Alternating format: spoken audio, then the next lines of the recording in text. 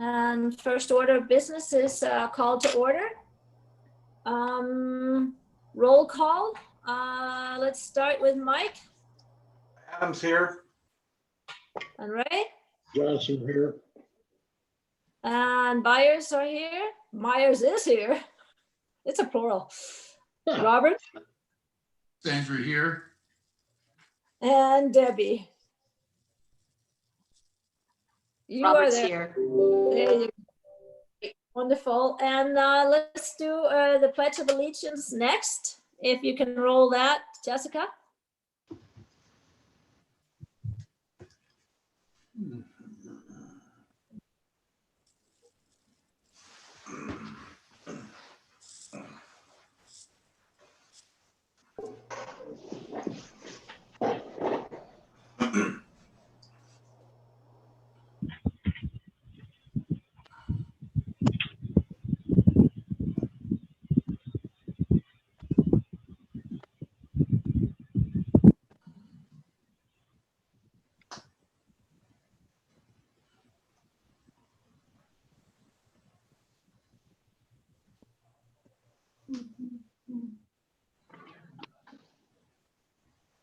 Well, okay, yeah, we didn't get to hear any sound with it. Oh, I apologize. I'll have to, I'm sorry. It was a pretty looking flag though. I do not know why. I'll have to check my audio. They can hear me, yes? Yes. we can hear you. I apologize. Would you like me to play it again? I can. If you'd like to sit through that. Just for I still- the record. Okay, sure, no problem. Give me one moment.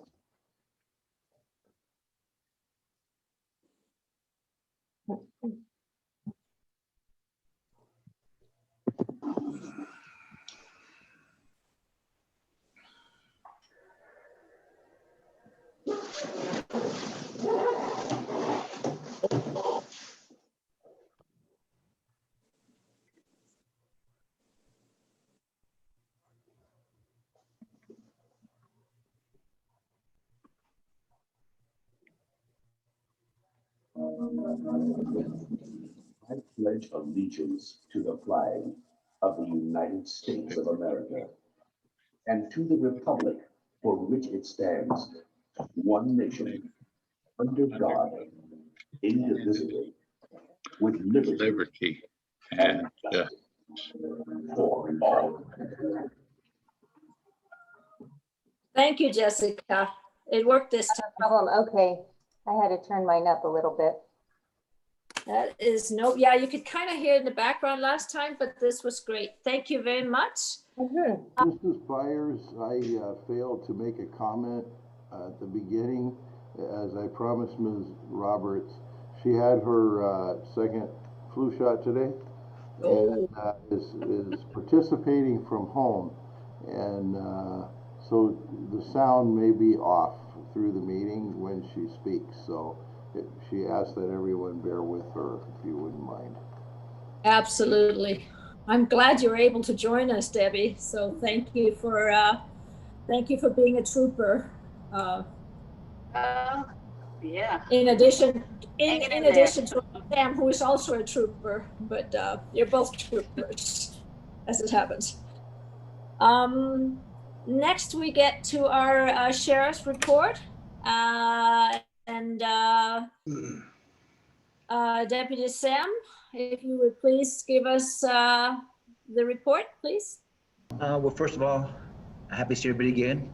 Y'all look marvelous. So actually this last month was a very good month in terms of incidents up in Duluth. I will want to reiterate again regarding our alarm activations. We get them up on the hill quite often. And a lot of times when we respond to the residents, because a large portion of the properties have gates, we're unable to access the property because the gate codes are not in the call for service. So it'd be great if people would start providing the companies, alarm companies, with the gate codes to provide us access to the property. So another thing, we had some calls regarding shootings, target shooting. If you do decide to do target shooting for a large period of time, it'd be great if you notify your neighbors. And if that's not possible, you always contact our station, actually our dispatch, and make them aware that you'll be doing target shooting. That way, when someone calls to complain or is concerned, our dispatcher can advise them that it's target shooting. So with that being said, that's basically it. Do you have any questions? Any marijuana busts? In terms of that, not yet. It's kind of too cold for that, but we are looking into some greenhouses right now. So you can't have greenhouses in Duluth. Those actually one property that was permitted for hemp, but that's gone now. So there shouldn't be any reason why there's greenhouses in Duluth with marijuana or cannabis.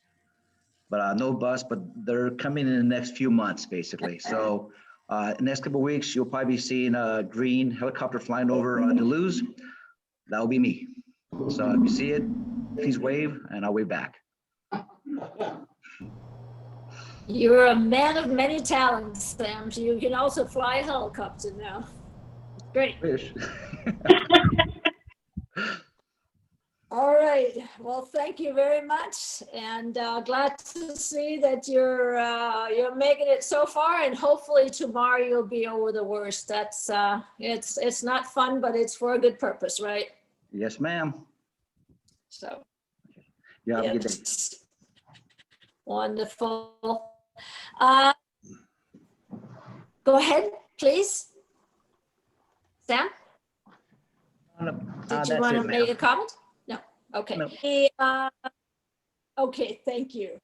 Thank you. Public, do we have any members of the, No, we do not this evening. sorry, guys.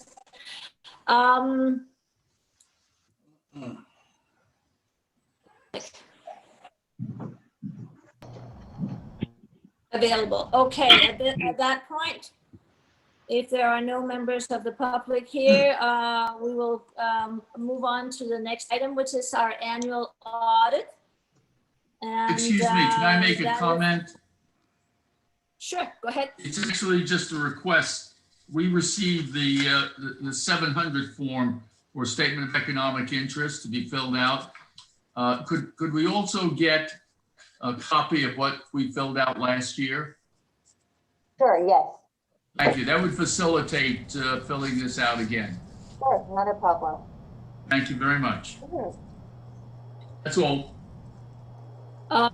Along that line, I noticed that it needs to be back to, I don't know if it's a county or the state, but it needs to be returned by March 1st. So we don't have that much time to get it filled out, just FYI. At this point, the annual audit is being conducted by Michael Sizzi, who's our CPA, and he is going to present the 2019 and 2020 certified audit. Mr. Sizzi, are you there? Go ahead and Yes, I am. Thank make a you. report. A pleasure to be with you all this evening. I'm going to go ahead and share my screen. And so hopefully you can see that.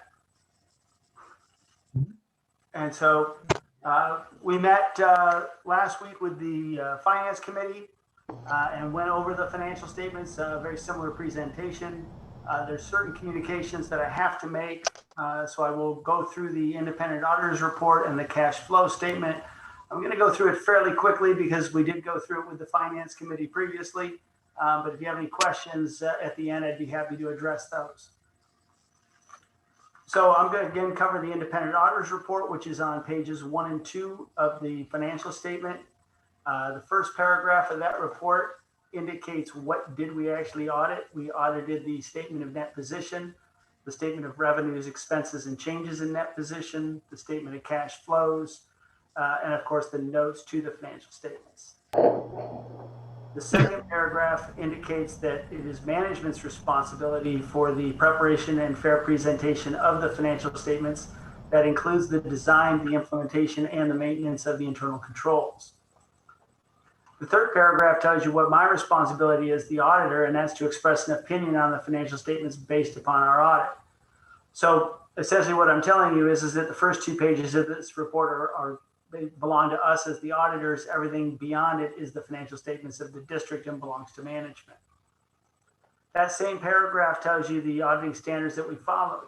We followed auditing standards that are generally accepted in the United States, as well as government auditing standards. And as a California special district, you're required to follow the state controller's minimum audit requirements.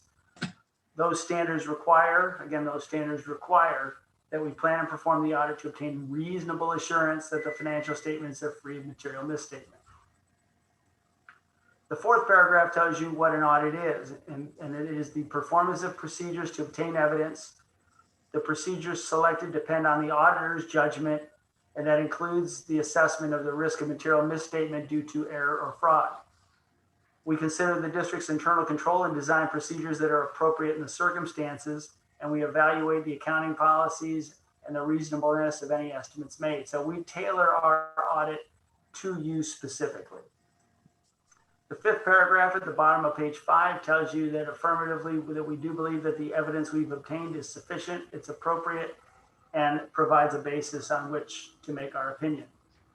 We turn to the second page, which is the opinion paragraph, and indicate to you that the financial statements are in fact presented fairly in all material respects, and that they are in conformity with accounting principles generally accepted in the United States.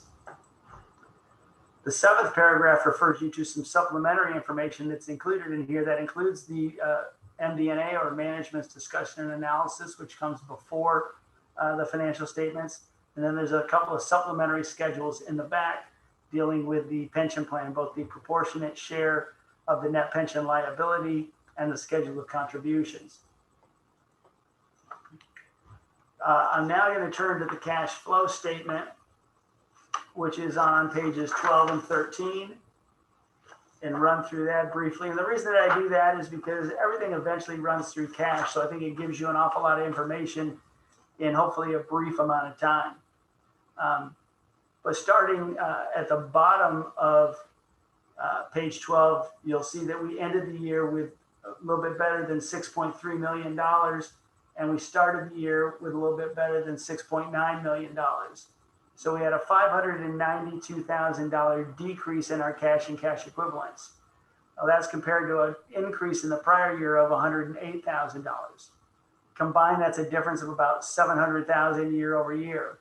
And that difference results from our operating expenses increasing by $1.3 million from the prior year, while we received $430,000 in receipts from disaster revenue. So again, the recurring theme here is going to be that we had a bunch of disaster expenses.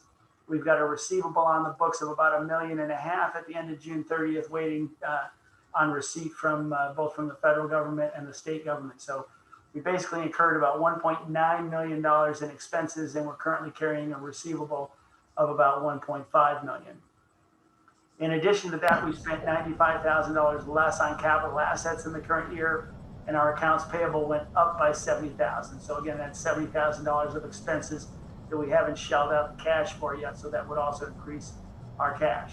And again, all these fluctuations mostly stem from the 2019 flood damage. Our investment income of $158,000, $151. My notes here are incorrect. In the current year compared to $60,000 in the prior year. And you can see here where all of that comes from. Most of our interest, year over year, it's all pretty much from late, with small amounts coming from some other areas. Our deposits tend to fluctuate back and forth year after year. We continue to hold a large deposit related to the widening of Via Santa Rosa. That's the $20,400. In addition to that, we also had utility deposits. The utility deposits increased $12,000, and our permit deposits decreased by $2,800. And so net, we had a net increase in cash of $9,200 there. Every year we continue to make semi-annual payments on our capital lease. And as you'd expect, just like your mortgage at home, every year we pay a little bit more principal and a little less interest on that. And that's the breakdown of those payments in the current year. I mentioned previously capital assets. We spent $19,000, $22,000 total on our capital assets, but the biggest one was the IT upgrades and the cloud storage of $19,000. Again, we received disaster revenue of $429,000. That's $339,000 from the federal government, $82,150 from the state, and there's a $8,300 portion that's considered administrative that also comes from the state. Our cash from operations, we generated negative $1,106,000 compared to cash flow of $148,000 in the prior year. Again, it's all the same differences. Difference of $1.25 million. Again, not surprising based on the level of disaster-related expenses that's recorded in the PO work. Again, disaster-related expenses of $1.9 million anticipated to be reimbursed. It gets reimbursed 75% by FEMA, and then another 75% of the remaining 25% is funded through the California Department of or their Office of Emergency Services.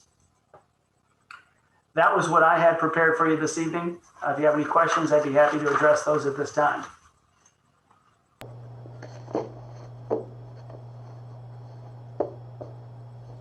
Only other There thing, any questions? we did ask Mike that if management had been cooperative, and he said they were, and that the audit proceeded very well. Is that not correct?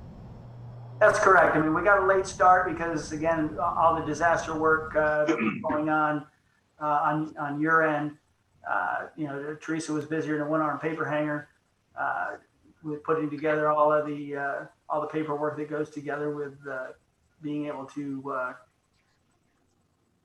request all the proceeds from FEMA.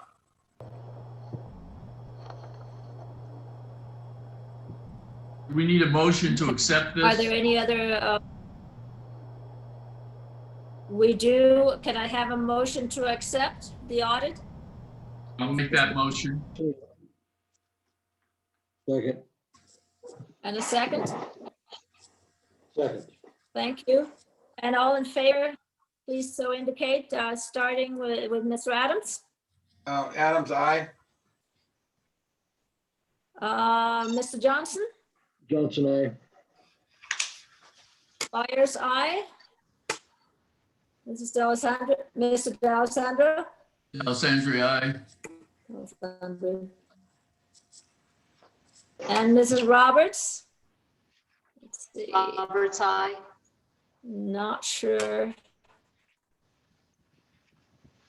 Wonderful. Thank you. Accepted. I appreciate that.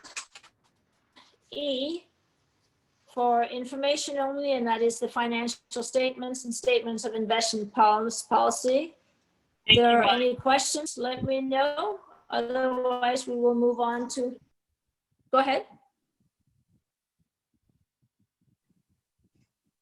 Are we having a question regarding the statements or a statement of investment policy? No? Then we will move on to the consent calendar. Have you had a chance to look through that? In that case, if I can have a motion to approve I'll move. and second, Second. Roberts, second.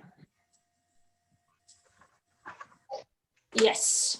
And all in favor, please so indicate, starting with Mr. Adams. Adams, aye.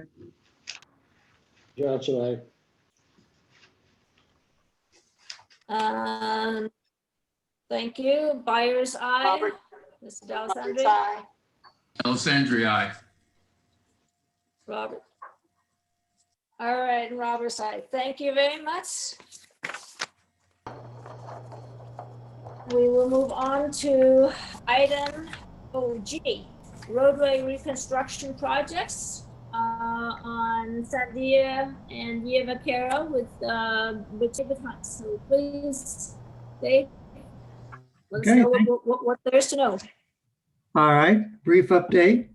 I want to talk about Via Vaqueros and Sandy Creek and Buena Vista kind of at the same time. They're both on the same environmental track. Both firms have submitted to all the agencies, gotten preliminary reviews back. They're on similar tracks, completing it. And the Sandia Creek will be completed and have a permit, they say, by the middle of May. So that's good. And Buena Vista, Dave, we're having a little bit of problem. Period. We're having a little bit of problem with the audio. We can't really hear you. yeah, somebody's fan just came on or something. There's a bunch of background noise. Can you hear me now? Yeah, it Yeah. sounds better. Well, you're kind of going in and yes. Can you just start over? Okay. Anyway, both projects are on the similar track. Sandia Creek will be Okay. completed in May. And Buena Vista should have its environmental project ready to go by the end of June. So they're both working with all their agencies and they're on track like that. I don't really have any other updates on those two at this time. And, any questions on those two environmental projects? Yeah, when you say they're going to be completed for, let's see here, Sandia Creek in May and Vaquero in June, you mean physically completed or just the It's the environmental permit so that we're allowed, if we want to build either one. It's given us. Okay. given And us- are we going to have to I'm sorry, I couldn't hear you. Yeah, I didn't have anything to say. Go ahead. Okay, I was just wondering, so do we have to resubmit for bids since it's been so long since we had our original bid in from, what was it, Murrieta Construction? Or how does that go? Well, Jim and I need to meet with the contractor because his bids typically are good for at least 90 days. We had already talked to him and he said that he would hold his bid. But that's been like a year now. So we just got to go make sure with him. And Jim and I will set up a meeting with him probably in the next month to go talk about that, just to get that process finalized.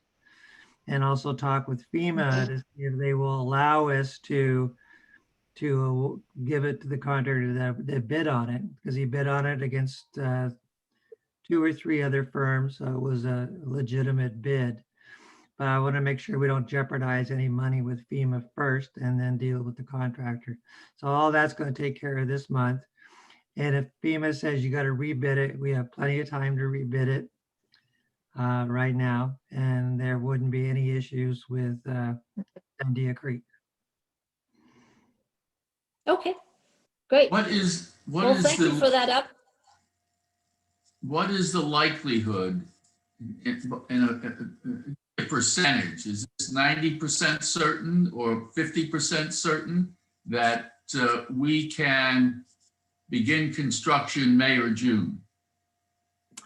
Well, I would probably at this point say it's probably 75% because you never can tell what goes on with these agencies, but they're supposed to be held to a certain time frame, and so that clock is ticking. But if they come back and say we can't get to it because we only have half the staff, then I'm not sure what, I can't tell you that. I don't have a crystal ball. Could I make one comment? Sure. Regardless of when all this foul derail started, it seems to me that Jim's 3 years was in October 2020. So if you're saying we don't have a guarantee that we're gonna start construction by May or June of 2021. That's 4 years into Jim's management of this district. We haven't fixed a road yet. Yet we're at $1 million deficit. And it seems like at some point, something's got to get done, or we're going to go into the 4th year. If we go through the summer and for some reason we can't get it going again, and we have a rainy winter, that precludes us doing any constructions October, November, December, puts us back into spring of 2022. So I could easily see the way this thing is going. It doesn't, we've been saying for months, it's going to be a few more months. This started last summer. I have it all, line itemed and, what do you call it? Spreadsheeted out. Any rate, so it seems like we're not getting a lot done. We're spending a ton of money. Everybody's getting raises. We're spending astronomical amounts of money farming everything out to Wildan. Inspections for $20,000 that we used to do in-house.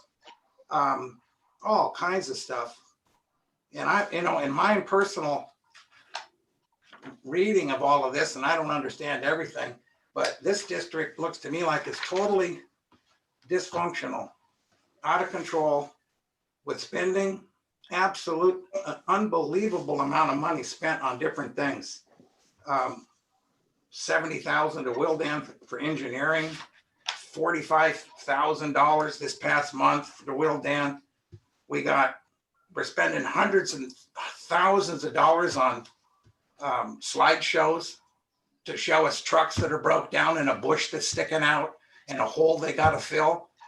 We don't have a big audience of people that we need to entertain. I think we need to have some belt tightening here. I mean, maybe it's, I don't know if it's the finance committee or who. We're spending a fortune on Best and Kruger every month. It never stops.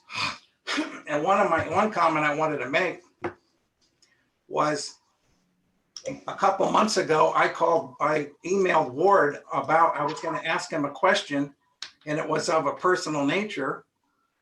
And he responded that, and he even went on with a whole bunch of paperwork during that meeting saying that he could only represent the board as a board.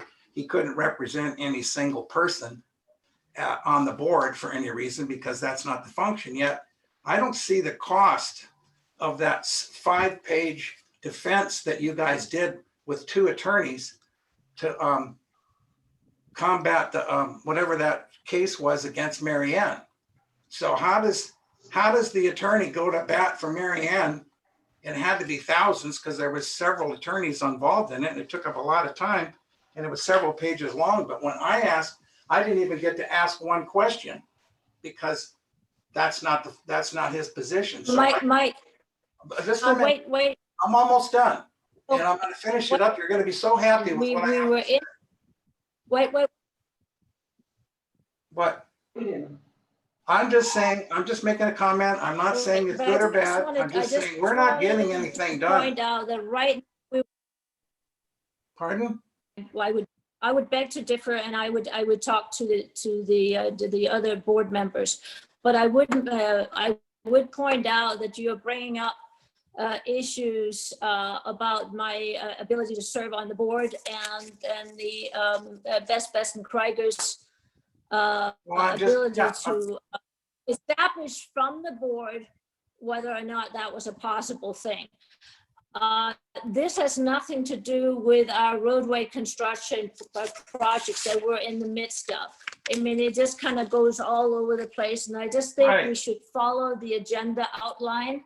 Yeah. And stay with that. And you kind of wandered into all kinds of other areas. If you Okay, can well, stay within the roadway construction, if you have Okay. issues with that, please address that to begin with.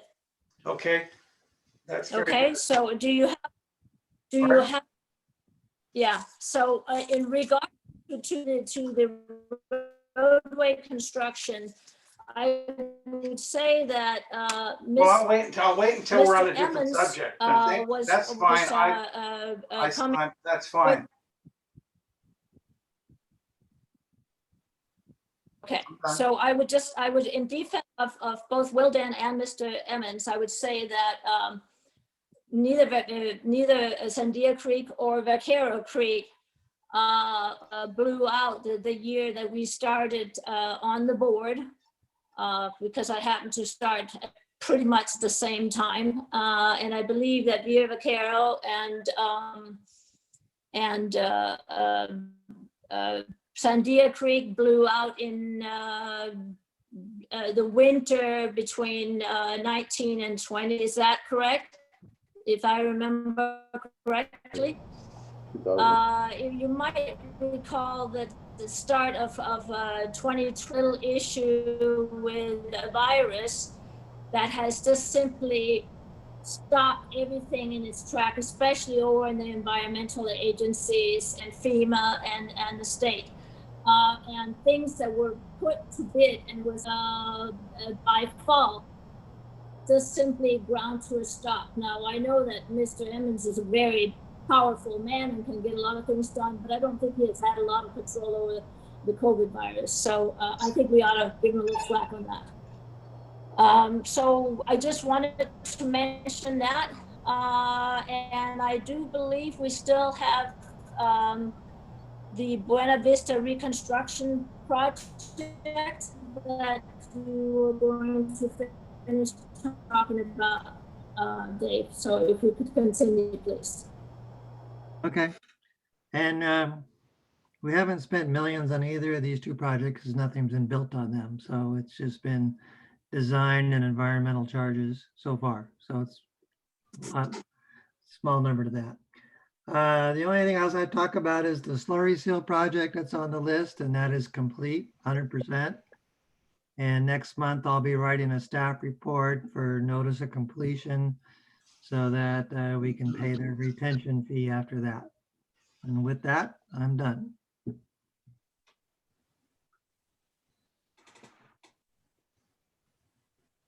Okay.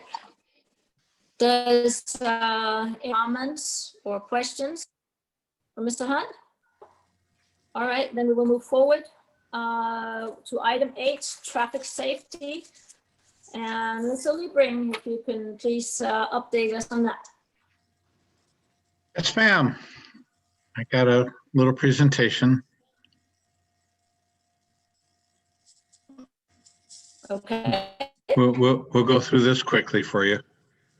So as Dave said, we finished up the slurry seal contract. All the work in the field is done.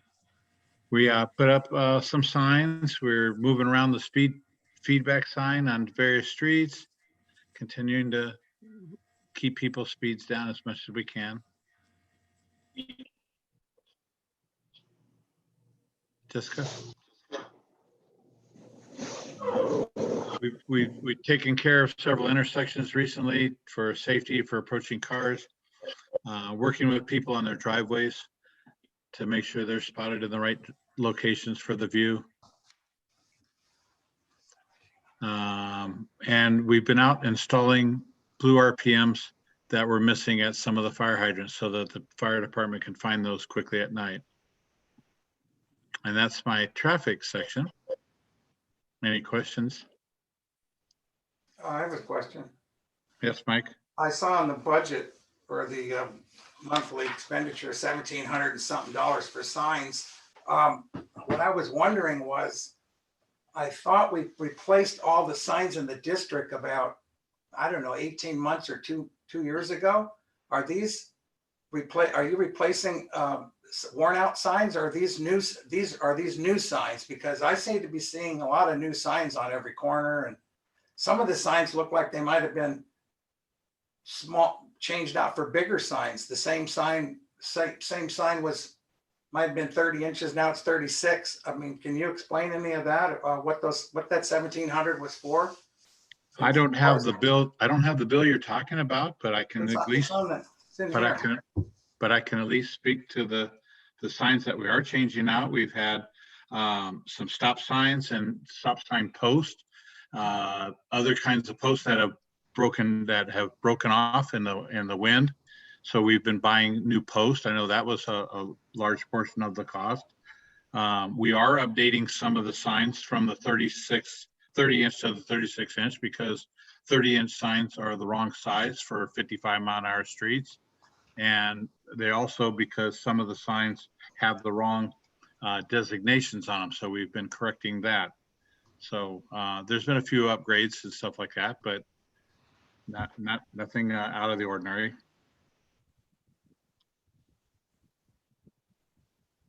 Okay, Okay. all right. Let's go on to the Is maintenance. there, Yeah, go on. okay, Jessica? Okay. All right, so we've finished grading the last streets today. And so we're done with grading now for quite a while. We're still waiting to hear back from a few homeowners who have left their trimmings and stuff out in the right of way. And if we don't hear from them, they'll be getting a follow-up letter saying that we're going to bill them if they don't move it quickly. We used our crack sealing machine that we purchased, and so next slide. First, Jessica. On the first street that we tried it out, this is an example of a crack that we sealed. There was, on this street here, there was about 400 lineal feet of cracks to be filled. It took us 5 hours to do it. Contractor would charge us about $1,800 for this. Our staff was able to put in-house for about $300. So we saved about $1,500 the first day we used the machine. That paid for the machine and for most of the material that we purchased for the next 24 streets. We did a couple of more streets then later in the week and earlier this week. And so the whole result of this is that we're trying to save the roads from any further damage, you know, keep the water from getting down into the cracks. If it gets down the cracks, then it can cause it to pop up and start, you know, cracking and alligatoring and cause a lot more repair. So this is to help keep the roads steady until we're ready to address them. We also have implemented a new Public Works app, and this allows us to track all the work that we're doing and provide a better record system. I want to say that our two staff members are both very tech savvy and have picked up on using this app very quickly. And so it's just a real good situation now working with both of them. And this app is going to help us continue to do many other things. Some more stuff that we have coming up in a few months ahead are rechecking the drains. I actually started today. We had a little extra time, so we started today. And we're prepping shoulders, and we're going to continue to do any crack sealing and tree trimming that we can to wrap up here in the next few months. And that's my report. I got a question, Steve. Yes, ma'am. How do you manage traffic control when the guys are in the street, you know, operating that machine? Who's doing traffic control? Well, which machine are you talking about, Mike? The one you just showed us, the crack seal machine. Well, those have been on cul-de-sac where there's no traffic control set up because there's two guys out in the street. It's just as if they were picking up trash or doing something else on the street. So you can't use it on a two-way street. We're not using them on those streets right now. Well, what do you? Right now we're just doing cul-de-sacs. But if I may ask, going along that same line, I think I have heard mention that going forward, if you were to be using that machine on a two-way street, that you would probably hire somebody from personnel office to do the stop and the slow down signs. Is that correct? That's one option. It depends on the volume of the street. You know, I mean, Yeah. we do traffic control a lot of times. Like we've done traffic control just recently on streets like Parancho and other big streets, and it's just the three of us. I'm out there doing some of the traffic control with them. There may be other times we'll have, like you say, we can hire a laborer to come in and do traffic control, but you know, we're doing the best we can with a two-man crew, you know. That sounds excellent. It is. That's a lot of in-house work that we can we can get done with the staff that we have. So I think that's excellent. So really want to commend you for doing all the work you're doing. It's a great job. Does anybody else have any questions of Steve at this point? No? All right, then we will move on to the committee reports, and starting with the engineering committee report. And Debbie, we will try and see if this will work. Give it a go. Okay, we'll give it a go. First, thank you, Dave and Steve, for all the detailed information you shared with us this evening. The engineering committee did meet on February the 9th, and we did discuss items previously presented by the engineering staff. In addition, particular attention was given to the 21-22 capital improvement items with emphasis on Buena Vista. And as a result, we requested some further information for review and consideration. And I believe that about covers it. Ray, did you want to add anything? Did we miss anything there? Okay. Okay. All Thank you, right. Ray. Well, That's it. Thank you. excellent, and we could hear you just fine, so that worked out just fine. That was great. All right, we will move on to the finance committee report. Mr. D'Alessandri, Robert, please update us. Thank you very much. The Finance Committee met last week and reviewed the audit with Mike Zizzi, and we met again yesterday, and a couple of issues that I think are important. One of them is the implementation of the payroll direct deposit with the Banner Bank. And there's going to be a presentation both to the board at some time in the future, and I think this week, although I can't make it, I know Mary Ann's going to be there, and Teresa, and they're going to go over the app, which is needed to go ahead and make deposits and sign checks directly without having actually come into the office. There's questions we have about this, and I think they're going to be addressed at the time of that presentation. And then again, this will be presented to the board at some point in the future. The other thing we talked about, which again will be presented to the board in the future, is the loan that we currently have. Teresa's going to pull together the information on exactly what the interest rate is, what the cost is, and whether or not it makes sense to pay off the loan. I think we have 5 years left, and I think the amount is approximately $200,000. And I think we would save something in the neighborhood of $40,000 if we did that. Those numbers are soft, and she's going to look into that and get us specific numbers. The committee will discuss that and then bring that to the board, hopefully at the next meeting. We can decide what we want to do with that. That was really the extent of discussions. Mary Ann, do you have anything else, or Teresa? No, but I think it'll be interesting to find out if there's some savings to be had by either refinancing or just simply paying off, just because the interest rate was so much higher when we took out the loan than the prevailing ones right now. So it'll be something that'll be worth checking into, I think. Also, doesn't it also depend on what happens with inflation? Because 5 years from now, your money is going to be worth a lot less than it is now with 12 or 13 trillion debt. So they're projecting,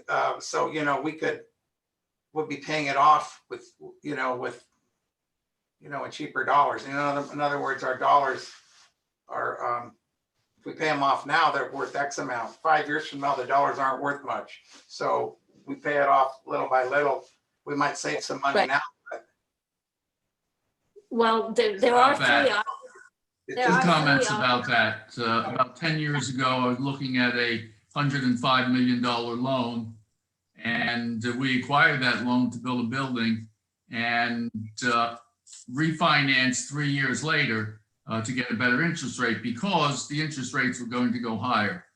guess what? 10 years later, the interest rates are actually lower than what we originally financed it for. So lots of projections about what the interest rates are going to be doing. We'll just have to wait and see. But in any case, we can discuss that at the board meeting.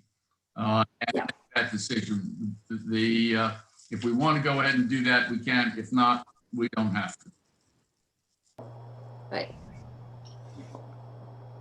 All right, well, thank you very much. Does anybody have any questions to Robert at this point? About the Finance Committee report? Okay.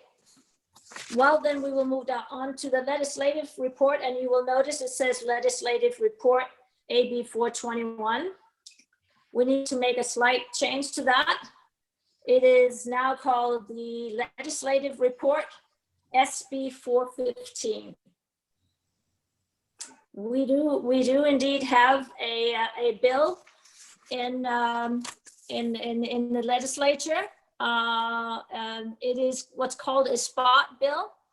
And that means that it has language in it that's not necessarily the language that we're going to end up with. We cannot change or amend it within the first 30 days of the bill having been put in. But between 30 and 60 days, we can amend and change, and we will be doing that. Jim Emmons is going to be working on that, seeing that he has some experience in these matters. And then he will send it back to Senator Melendez Legislative Council, and then they will send that forward to the legislature, and it's quite exciting. I think we will have a chance to perhaps procure that gas tax money that rightfully belongs to us. No, you're not. Jim, do you have some more to add to my report? Please go ahead. The only addition would be to advise that yourself and Mr. DeLisandri met with the senator who understands the difficulties of getting through legislation such as this. She had studied AB 421 and was aware of some of the issues that we'll be taking back up again. I think going with a spot bill was a good move on their part, primarily strategic, and that you're not laying everything out in the beginning to get all the lobbyists all worked up before they really even understand what it is you're trying to do. So it's a different approach, and I think the district has been fortunate to have two legislators willing to get up to the plate and see what they can do. And we'll be going back over to Leader Waldron's court later if it gets through the Senate. And because of the way the committees configure in the Senate, it's more likely to do better in the Senate than all the trouble we encountered with the committees last time in the Assembly. So I think it looks favorable, but it's a long road, and I've got some writing to do. So yeah, no, we look forward to this. So this will be something that we'll be working on. First and foremost, just getting the drafting of the bill finalized will be starting next month, and then we'll be working through and into April on that. And so we will be updating you, of course, at every monthly board meeting, and see where we can take it from there. All right, so that concludes my report, and we move on to the general manager's report, which would be Mr. Emmons. we have three items. One just being a reminder of the Form 700, which you have. FEMA, all of our invoicing for the current work has been completed and is with FEMA. Now we're following up to see where the payment is. And so that's actually something we've been working on this week. And we think we had a positive phone call just this afternoon that it has moved from the operational part of Cal OES over to the FEMA processing of payments department. So hopefully we can get that $1.5 million back soon and back in your bank account instead of FEMA's.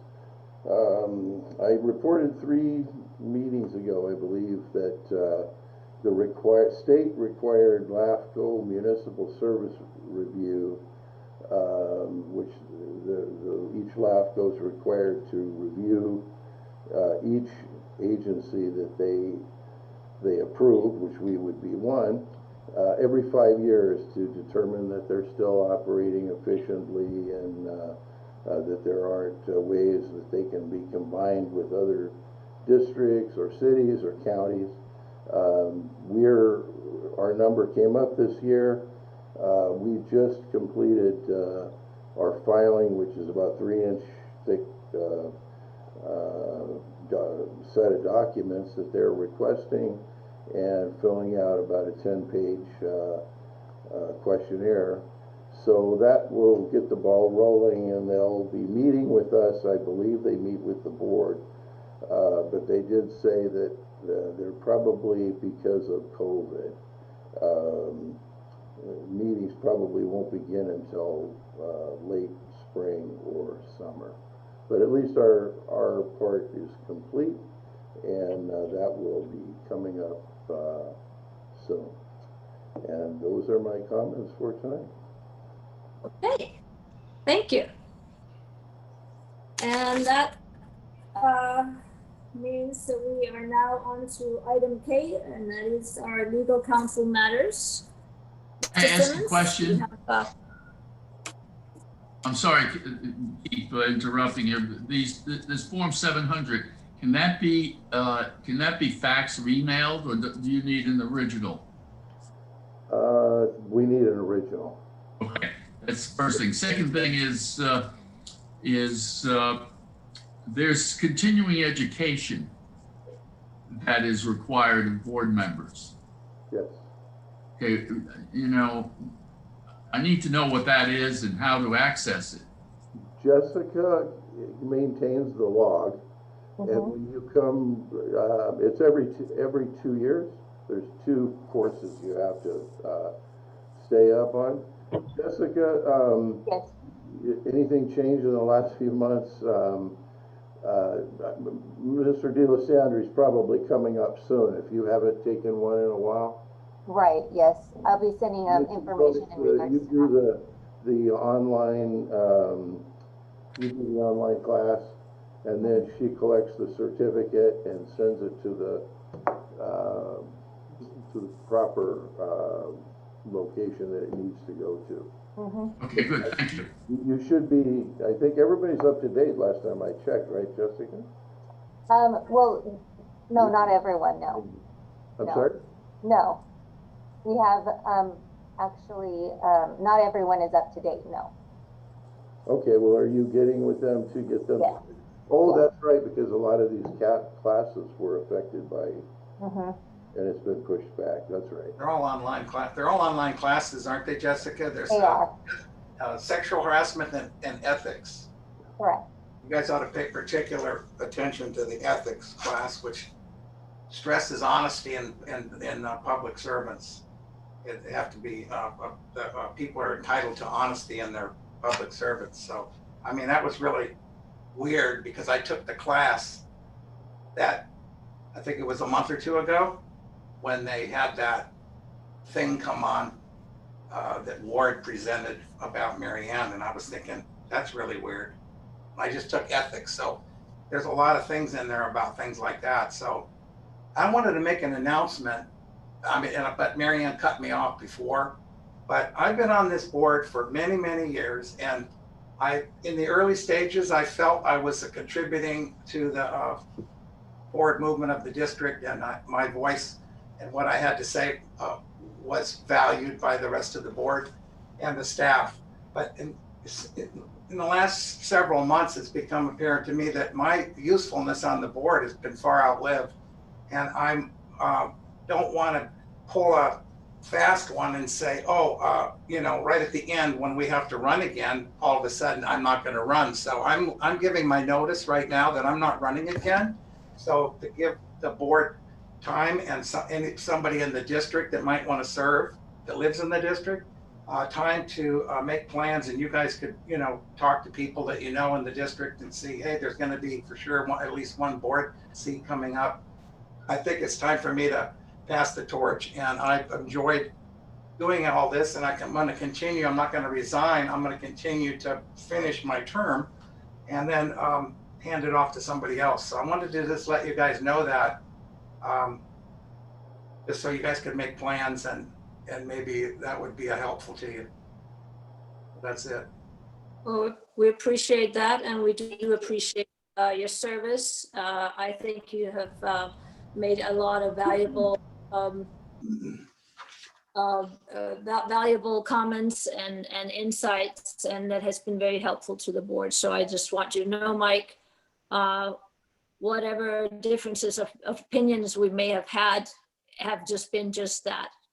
It's just been I differences. appreciate that. Thank you. Mhm. Good. All right. Well, I think we kind of got a little bit away from the fact that we are going on to item K, which is the legal counsel matters, and that will be brought to us by Mr. Ward Simmons. I just have a Please. short report tonight. I reported last month that we had filed our lawsuit against Jose Ramon Canas and Concept Freight and Logistics. They never responded by the deadline. They were supposed to have responded by the 10th and 11th of last week. So because they didn't respond, we're going to proceed to, we're already filling out the forms, and we'll proceed to file a default judgment, which basically means you've won the case. We need to get that official by the judge, and then we can move on to collection processes. So all in all, I think that's a good result. And that's all I've got for now. That is wonderful. And I think, Jim, you were talking about that collection efforts against, is it State Farm that we would then move forward with? As I remember it, State Farm was the auto insurer on the vehicle. Okay. All right. Well, that sounds, that's good news. I think we're doing quite well. Is there anybody that has any final comments or questions at this point? No? Well, then I want to thank everybody for a great meeting, and this meeting is adjourned. Thank you, guys. Thank you. Have a good Bye evening. now. Bye-bye.